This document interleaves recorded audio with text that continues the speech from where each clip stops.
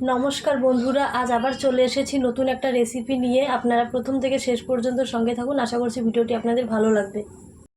আজ আমি বানাবো আলু করলা দিয়ে চচ্চড়ি। হয়ে গেছে, এবার দিয়ে দেবো পাঁচফোড়ন আর পেঁয়াজ। পেঁয়াজগুলো হালকা ভাজা হয়ে গেছে, এবার আলু করলাগুলো দিয়ে দেবো আর কাঁচা লঙ্কাগুলো দিয়ে দেবো। এবার অল্প লবণ আর হলুদ দিয়ে দেবো।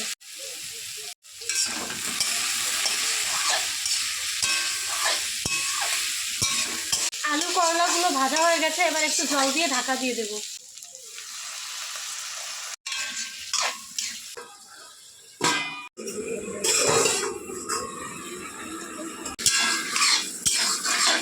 আলু ও করলাগুলো সেদ্ধ হয়ে গেছে, এবার একটু চিনি দিয়ে নামিয়ে নেব।